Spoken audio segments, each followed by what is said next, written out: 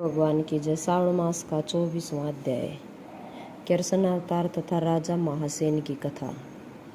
भगवान श्री सदाशिव बोले, हे तात, पूर्व कल्प में दैत्यों के भार से अत्यंत दुखी होकर पृथ्वी श्री ब्रह्मा जी की शरण में गई। उसके मुखारबिंद से दुख का वृतांत सुनकर श्री ब्रह्मा जी क्षीर सागर में गए और वहां जाकर भगवान श्री हरि की बहुत स्तुति करके उनको प्रसन्न किया। श्री ब्रह्मा जी के मुख से सारी कथा सुनकर भगवान हरि ने श्री ब्रह्मा जी से और उनके साथियों देवताओं से कहा, हे देवतागण, तुम लोग डरो नहीं। देवकी के उदर से अवतार ग्रहण करके पृथ्वी का कष्ट हरूंगा।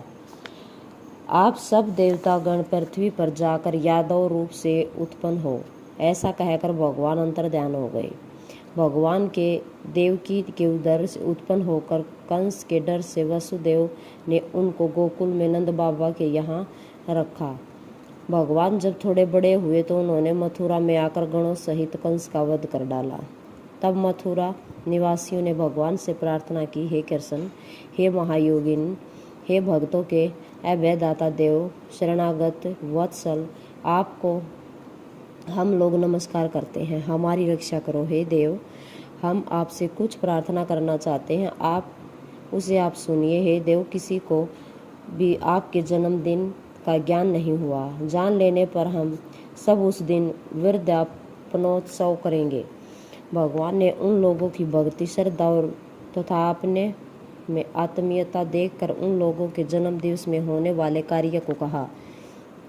उन्होंने सुनकर उसी विधान से व्रत किया। व्रत करने वालों को भगवान ने अनेक वर दे दिए। हे तात, इसके संबंध में मैं तुम्हें एक प्राचीन इतिहास सुनाता हूँ।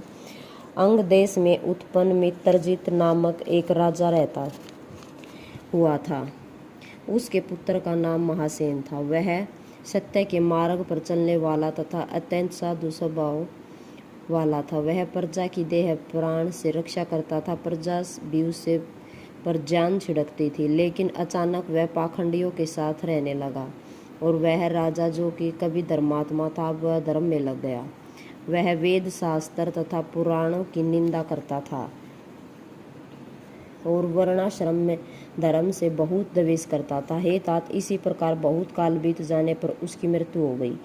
वह काल के वशीभूत हो यमदूतों के वश में हो गया। यमदूत उसे पाश बंधन में बांधकर यम के समीप ले गए और दुष्ट संगति में रहने के कारण उसे बहुत पीड़ा और ताड़ना दी गई। फिर उसे नरक में गिराया गया। वहां भी उसे बहुत काल तक अत्यंत पीड़ा और प्रताड़ना दी गई। नरक भोग कर अपने पापों के कारण उसे पिशाच योनि प्राप्त हुई। भूख प्यास से अत्यंत व्याकुल होकर इधर उधर घूमता हुआ मारवाड़ देश में पहुंचा। एक वैश्य के शरीर में प्रविष्ट हो गया। उस वैश्य की देह में प्रविष्ट हुआ। वह पुण्य देने वाली मथुरा नगरी को गया, मगर मथुरा के पास पहुंचने पर मथुरा के राक्षसों ने उसे उस वैश्य की देह से अलग कर दिया। वहां पर वह वनों में तथा ऋषियों के आश्रमों में घूमता हुआ देवयोग से जन्माष्टमी के दिन ऋषियों तथा देवजों द्वारा की जाने वाली महापूजा में सम्मिलित होकर रात भर जागता रहा। उसने वहां हरि कथा सुनी, जिसके प्रभाव से वह उसी क्षण ही निष्पाप, पवित्र और स्वच्छचित्त होकर प्रेत शरीर को छोड़कर विमान द्वारा विष्णुलोक में पहुंच गया। यमदूतों से त्यक्त होकर वह दिव्य भोग संवित हो गया। इस व्रत के प्रभाव से वह मोक्ष को प्राप्त हुआ। तत्वदर्शियों ने इस व्रत की सविधि करने के लिए कहा है। यह व्रत सब इच्छाओं को पूर्ण करने वाला है। इसके करने से मनुष्य के सब अभीष्ट प्राप्त हो जाते हैं। जो इस तरह जन्माष्टमी का व्रत करता है, उसकी सभी मनोकामनाएं पूर्ण हो जाती हैं। हे तात, वह बैंकुट में देवमान से 1,00,000 वर्ष तक अनेक तरह के भोगों को भोग कर पुण्य शेष होने पर यहाँ आता है।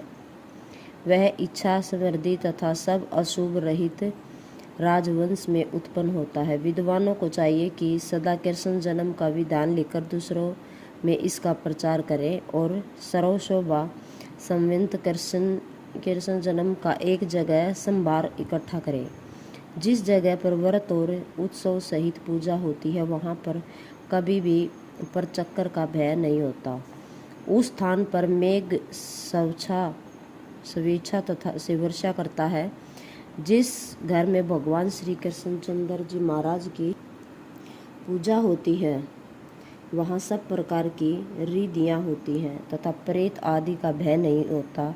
संस्कार में जो भी भक्ति द्वारा अवग्रह मन से व्रत का दर्शन कर लेता है वह पाप ताप से छूटकर हरि के चरणों तक पहुँच जाता है। बोलो श्री कृष्ण भगवान की जय हो, शिव जी भगवान की जय हो।